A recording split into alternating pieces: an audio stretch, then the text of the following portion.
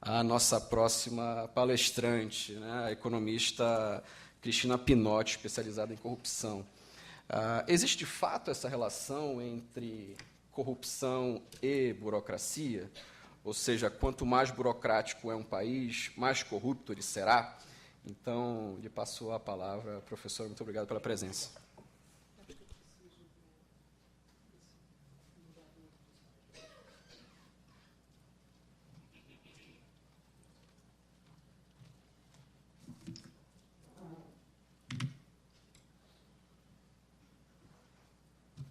Olá, está funcionando? Ok. Bom dia a todos, é um prazer estar aqui com vocês. Agradeço o convite feito pelo Carlos Ari, querido amigo.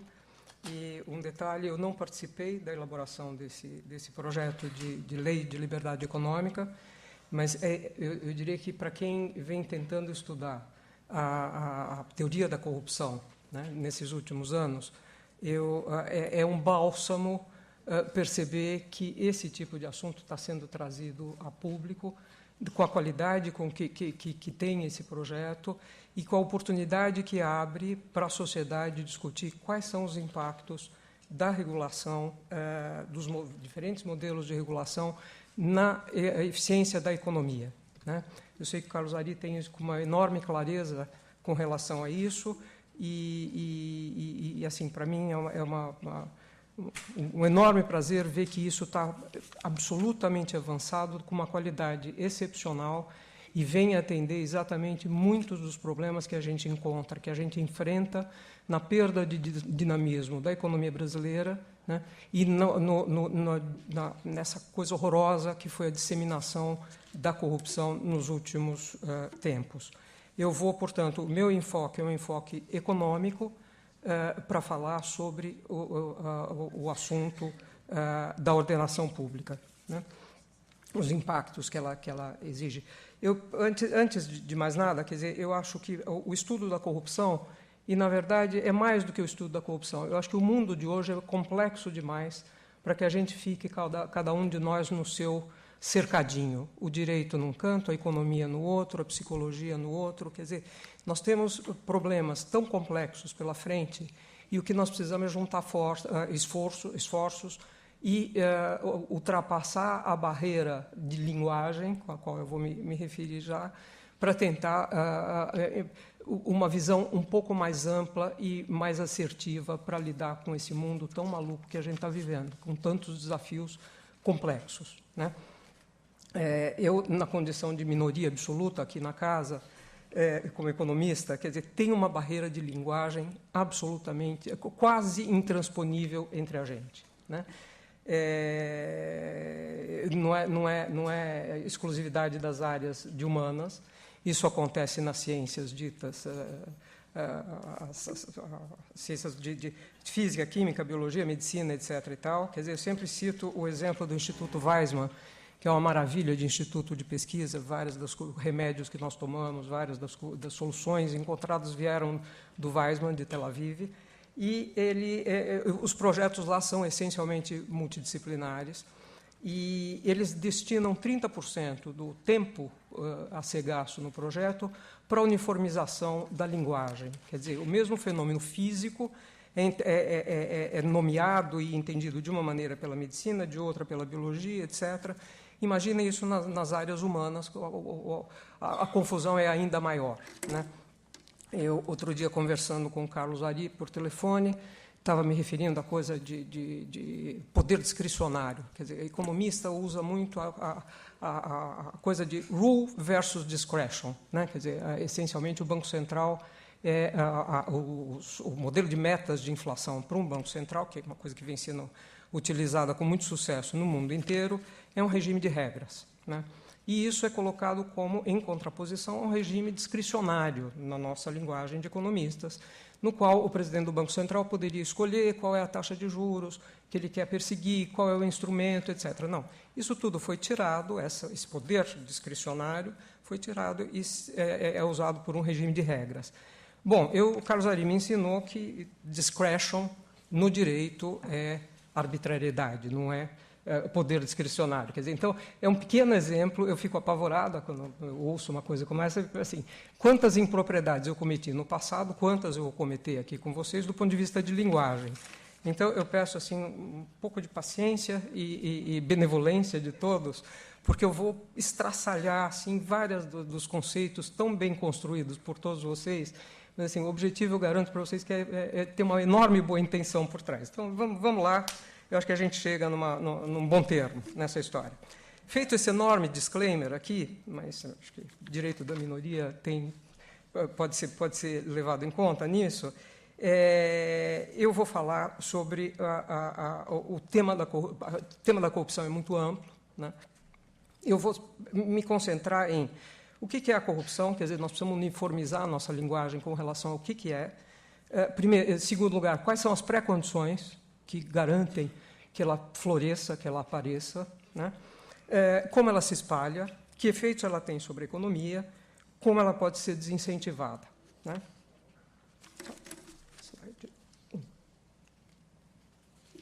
Primeira coisa, vamos nos entender com relação a qual é o conceito relevante de corrupção para que vem sendo estudado na teoria da corrupção.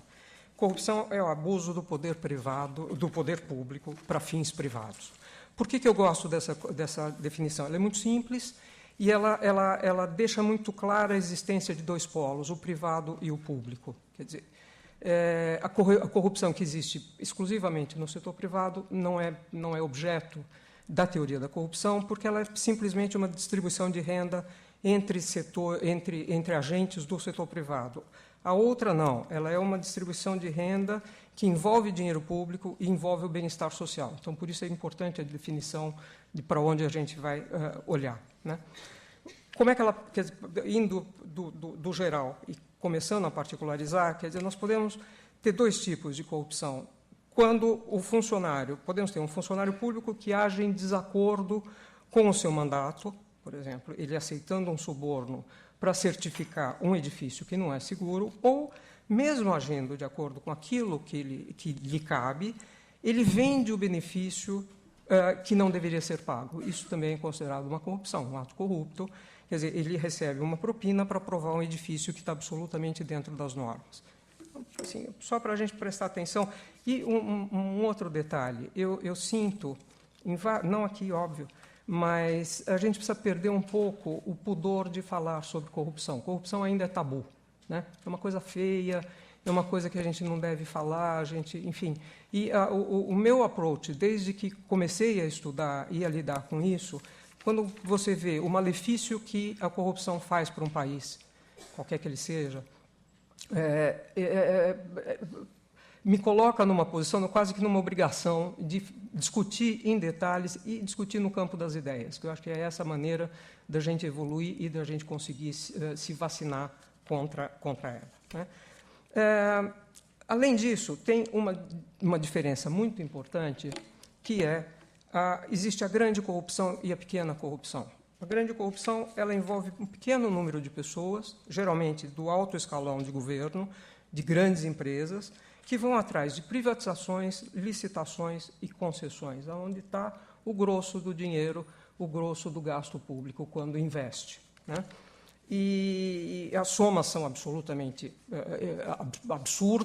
grandes, né? Como a gente vê com o Lava Jato, como a gente já viu no passado com várias outras operações e como a gente vê no exterior, né? Além disso, na grande corrupção, também nós encontramos empresários que subornam parlamentares para ter uma lei feita sob medida, ou, enfim, benefícios tributários e coisas do gênero. Pode também acontecer que o funcionário público pegue a propina só para ele, sem nenhum tipo de...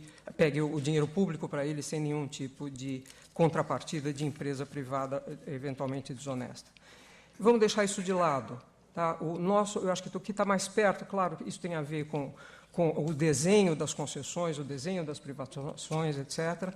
É uma coisa que todo mundo tem que estar sempre muito atento a isso, mas eu acho que mais próximo ao que está nesse projeto de lei é a pequena corrupção, e é sobre ela que eu quero falar um pouco mais. Essa é aquela corrupção que é vista com muita facilidade pela população, que é ela que paga nos outros países, não no Brasil, a gente avançou muito nessa parte, mas, assim, paga propina para obter documentos, para fazer matrículas, para marcar consulta médica, etc. e tal. Ou para não pagar um imposto e coisas do gênero.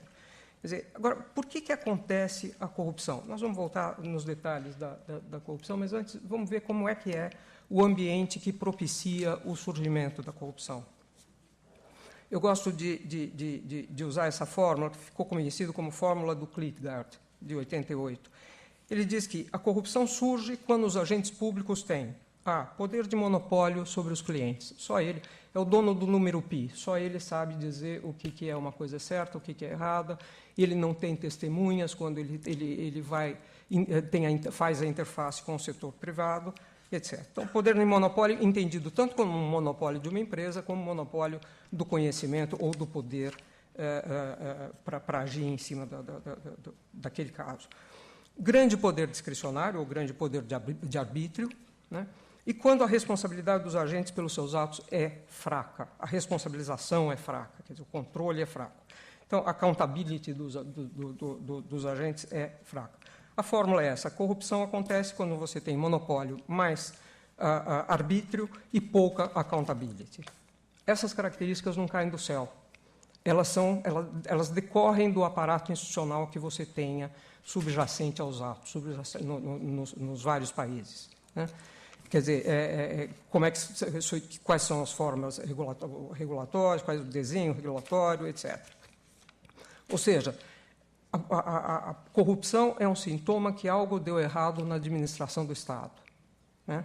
As instituições não estão sendo usadas para atender o bem comum, e sim para o enriquecimento pessoal de alguns. Esse é o que nós temos que estar sempre em mente quando formos olhar a maneira como o Estado intervém na vida privada. Outra forma, eu garanto para vocês que é a última, e não tem números também, é olhar a corrupção de um outro ponto de vista, que ficou popularizada na teoria da corrupção como a fórmula do Sérpico. Vocês sabem, Sérpico era aquele policial da NYPD, enfrentava casos escabrosos de corrupção lá dentro, e ele estava tentando melhorar essa situação, e ele percebeu uma coisa que os cientistas sociais já tinham percebido tempos atrás, mas ele falou de uma forma com muita graça, que eu acho que é interessante. Falou: olha, meu problema é o seguinte, 10% dos policiais são absolutamente corruptos, 10% são absolutamente incorruptíveis, e eu tenho uma maioria aqui no meio que gostaria de ser honesto, né? Como é que você faz com isso? Quer dizer, qual é a importância disso? A ciência social já tinha olhado e falou: olha, esses são os oportunistas, essa maioria. Obviamente, não interessa ser 5%, 10%, nem nada. Vamos falar aqui de minorias que estão nos dois extremos, de ter uma tendência a ser corrupto ou a não ser, né? Nós conhecemos vários exemplos dos dois lados. Mas quem determina se um país vai para uma corrupção desbragada ou não é o comportamento da maioria. É isso que nos interessa para entender a gênese da disseminação da corrupção. Esses que gostariam de ser honestos também são chamados de oportunistas, pragmáticos, mais corruptíveis que corruptos. E, entre nós, eu gosto muito da palavra dos espertos, né? Quer dizer, é a esperteza de que eu vou fazer uma coisa vou burlar a lei aqui, mas eu vou me beneficiar enormemente, não sabendo a que custo social ele está fazendo isso, né?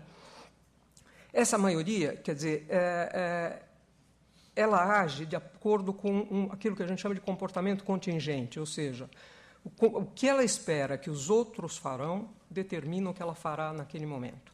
Se ela imaginar que todos cometerão atos corruptos, ela vai cometer, né? Agora, é mais ou menos aquele comportamento de manada que a gente vê com tanta frequência no mercado financeiro. Eu vou junto com os outros estão fazendo, estão indo bem, e eu vou me virar. E nós temos que prestar muita atenção em quais são os incentivos que determinam o comportamento dessa manada, dessa maioria, né? Porque você pode ou gerar um círculo virtuoso de que a manada inteira vai para o lado da não corrupção, ou pode virar um círculo vicioso no qual as instituições favorecem e incentivam um comportamento que vai para a grande maioria de corrupção.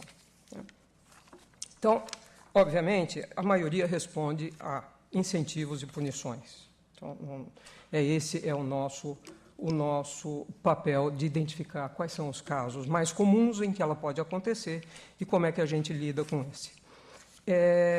Obviamente, essa pequena corrupção ela é frequente quando os mercados não funcionam livremente pela interferência do governo. A gente começa a bordejar aqui todo o problema que esse projeto de lei está lidando, né? Eu vou citar 4 coisas, sempre do ponto de vista do economista, como é que a gente enxerga isso. Geralmente, essa interferência do governo sobre a economia, quando ela interfere no pleno funcionamento da oferta e da demanda. Ou seja, como é que você pode fazer isso? Quando o governo começa a fornecer subsídios, ele pode subsidiar combustível, pode dar subsídios a alimentos, etc., e surgem mercados secundários, mercados paralelos, ou, por exemplo, no caso da China, nos anos 80 da década passada, do século passado, a gente tinha o mesmo fornecedor de carvão, a diferença de preço entre o subsidiado e o livre era de 700%. Você imagina o grande incentivo para que ocorra a corrupção num caso como esse. É um convite para qualquer um, né? Aí até a lei do Sérpico é capaz de sofrer um certo abalo, mas enfim. Outra coisa que aqui nós temos, então aqui no Brasil nós temos pouco essa coisa do crédito subsidiado, felizmente, já avançamos muito nessa direção, do preço subsidiado, mas ainda temos crédito subsidiado, e o que nós vimos acontecer no BNDES nos últimos 10, 15 anos, exemplifica, não preciso nem me estender aqui para falar para vocês o quanto isso é nefasto e o quanto pode atrapalhar e quanta corrupção que ele gera esse tipo de interferência. Aí depois nós temos preços fixos, quando você tem uma taxa de câmbio fixa, e aí cria-se mercado secundário, o mercado paralelo, emissão de licenças, por exemplo, cotas de importação e exportação, licença ambiental, etc. e tal. Tudo isso, a literatura internacional vê que em cada país em que há esse tipo de interferência do Estado na economia, surgem oportunidades para a corrupção. Depois nós temos, além da oferta, dessa coisa da oferta e da procura, nós temos a corrupção para reduzir prazos. Essa é fundamental. Quanto maior, e a gente sabe das filas enormes, o tempo enorme para tirar passaporte em outros países ou para licença de motorista. Na Índia, até para obter um atestado de óbito, você tem que pagar propina e coisas do gênero. O Brasil, com poupa-tempo e outros tipos de coisas, se livrou desse tipo de pequena corrupção, né? Mas ainda temos problemas na abertura de empresas. Ainda o tempo é muito, muito longo, o número de passos é muito grande. Quer dizer, você demora um dia na Nova Zelândia para abrir uma empresa e 700 no Suriname. Não por acaso, cada uma está num extremo no índice de transparência internacional para corrupção, né? E tem um outro tipo de corrupção, de elemento que favorece a corrupção, que é para reduzir o custo. Quer dizer, quando o governo impõe regulações, impostos e taxas, ele aumenta o custo das atividades privadas. Inspeção de obras, licenças ambientais, isso tudo é muito parecido em todos os países, né? E, no caso de impostos e tarifas, a gente tem, se paga o fiscal para não ter a multa ou, eventualmente, para nem pagar aquele imposto. Um último caso, que não nos interessa de perto aqui, é a corrupção em atividades ilegais, quer dizer, suborno para compra de armas, drogas. Isso daí a gente deixa por conta do ministro Moro, que está lidando com essa questão, está distante um pouco da gente. Quer dizer, o que faz diante disso? A regra geral é reduzir os custos, reduzir os incentivos e aumentar os custos. Sempre com as soluções para tudo isso envolvem transparência e soluções criativas. Por exemplo, nos Estados Unidos demorava muito para se ter um passaporte. Bom, o que eles fizeram? No lugar de deixar na mão do despachante ou da coisa, faz uma taxa de urgência. Você quer o teu passaporte em 3 dias? Você paga X por X dólares e obtém. Ou, senão, você vai demorar 15 dias. Isso foi usado até muito recentemente. Hoje em dia, não sei se com o Trump ainda existe ou não, mas eu sei que é uma coisa que funcionou a contento, porque é explicitar o custo daquilo que está sendo, o custo da fila ou o custo da demora na prestação do serviço público. Óbvio que todo mundo diria, não, mas deveria ser imediato, deveria ser instantâneo. Dado que não é, você pagar uma taxa de urgência, eu acho que é uma coisa aceitável. Quer dizer, é importante salientar, aqui eu começo a entrar numa coisa importante, que é as reformas que aumentam a concorrência e a eficiência da economia também reduzem os incentivos à corrupção, e vice-versa. Quer dizer, essa é uma grande contribuição que vem da moderna teoria do crescimento econômico. O que se vê? O que diferencia o crescimento dos países hoje em dia? Quer dizer, como é que a profissão encara isso? No passado era capacidade de inovação, o volume de recursos naturais que você tem. Não, hoje é a qualidade das instituições. Países muito semelhantes, com populações semelhantes, com condições geográficas semelhantes, têm diferenças no desempenho econômico dependendo da qualidade das suas instituições. O que nós estamos discutindo nesse projeto é melhorar a qualidade da intervenção do setor público na vida privada. É exatamente isso que eu acho que ela obtém vários benefícios ao mesmo tempo. Está tudo interligado. Quer dizer, o bonito dessa teoria das instituições no desenvolvimento econômico é que são várias. As raízes são as mesmas para os eventos que a gente tem. Quer dizer, o país não cresce porque tem instituições ruins, o país é corrupto porque tem instituições ruins, o país é fechado porque tem instituições ruins, e assim vai. É todo um conjunto, é como se o aparato institucional, na medida em que ele tem um desenho com objetivos claros, né, e visando eficiência, concorrência, o bem-estar público, ele gera um efeito. Se ele tem um outro tipo de objetivo, você começa a aumentar a burocracia, você começa a tornar obscuras as relações entre privado e público, você gera ineficiência, queda do crescimento econômico, aumento da corrupção e coisas assim. Quer dizer, são pacotes. Isso é que eu acho que é a parte mais bonita que liga instituições a crescimento econômico e quanto o país quer ser um país desenvolvido ou não. Eu gosto de colocar esse gráfico aqui. Opa! Apareceu. Isso. No eixo aqui de baixo tem o índice de percepção de corrupção, a nota, na verdade. Quanto maior a nota, menos corrupto é o país. E aqui tem a renda per capita de todos os países. Tá? Isso num determinado ano. Vocês veem que tem uma correlação muito grande. Países com baixa corrupção têm rendas per capita mais elevadas e vice-versa. Agora, o interessante, eu posso mudar isto aqui. Em vez de colocar o índice de percepção de corrupção, eu posso colocar aqui o índice de confiança no judiciário. Vocês vão ter uma distribuição muito semelhante a essa. Quer dizer, eu posso colocar aqui o volume, o doing business. Quer dizer, quanto o país tem uma burocracia eficiente ou não. Você vai ter a mesma distribuição de pontos. Quer dizer, se eu colocar aqui uma coisa que se chama confiança entre as pessoas. Confiança é um dos elementos que hoje em dia os economistas mais olham para determinar o crescimento econômico. Quer dizer, e aqui só um parênteses, é uma coisa muito interessante, um artigo recente de 2 anos atrás, mostra que a demanda por regulação aumenta com o aumento da desconfiança entre as pessoas. Se eu não confio nos meus pares, aqueles com quem eu transaciono, ou aqueles que são os governantes, ou seja, quem for, eu aumento a demanda para que o Estado intervenha e o Estado me diga o que eu posso fazer e o que eu não posso. Quer dizer, isso é um tema super amplo, que eu acho que merece que a gente pesquise e se afunde um pouco mais nele, mas é extremamente importante. Quer dizer, então, o que eu estou dizendo aqui com esse gráfico é a qualidade. Se eu colocar qualquer indicador de qualidade de instituições aqui embaixo e a renda per capita dos países, eu vou ter uma distribuição muito semelhante, ou seja, países com melhores instituições têm crescimento, desempenho econômico extremamente mais estável, crescem mais, distribuem mais e etc.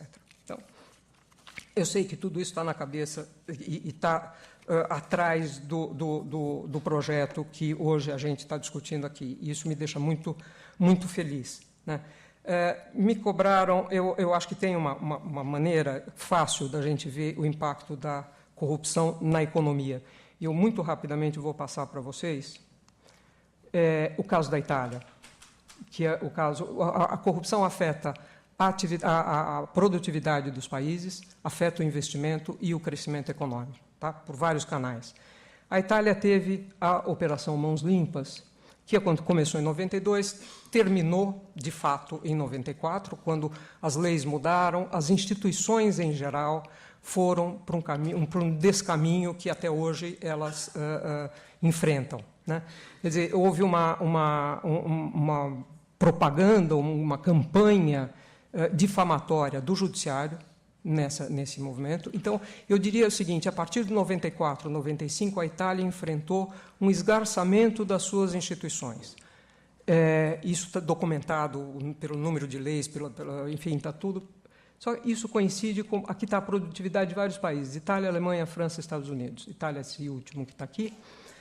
A partir de 95, a produtividade da Itália para, ela vinha junto com todos, a produtividade da Itália parou e começou a se distanciar. Quer dizer, olha o gap que aconteceu. Eu acho que esse é o país onde a gente tem dados mais eloquentes para documentar uma deterioração da qualidade institucional, né? Como é que isso se reflete em crescimento de PIB?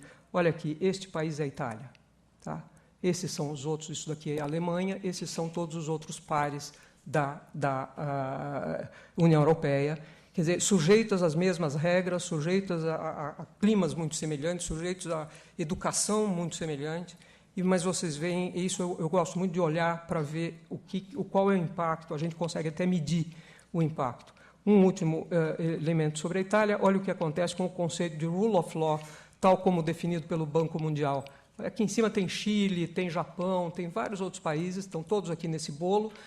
Itália vinha junto com esses países aqui atrás, ou seja, a qualidade institucional do país caiu.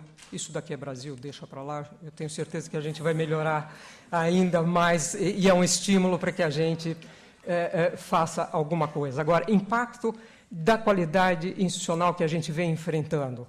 Eu listo aqui, é o único gráfico, é o último. Como é que têm sido as recessões no Brasil? A última recessão, que a gente ainda está saindo dela, foi uma das mais profundas. Eu coloco aqui 9 episódios recessivos, desde 1980. Aqui é o momento em que começam as recessões. Vocês percebem que tem recessões que voltam ao pico, ao estado onde elas estavam no início, muito rapidamente, 2 trimestres, 3 trimestres. Olha onde nós estamos aqui. Tá? 3, 4 anos depois, está recuperando, mas está recuperando a passos piores do que caga do manco, como diz o Afonso, certo? É uma coisa dramática.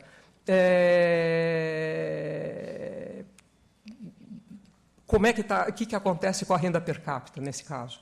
Nós estamos nesse ponto aqui, nesse ponto, 10% abaixo do que estávamos quando começou a recessão.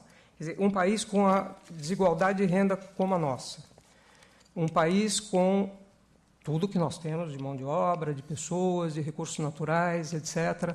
O que nos falta? Nos falta olhar para a eficiência em todos os lados, olhar para a qualidade das instituições, né?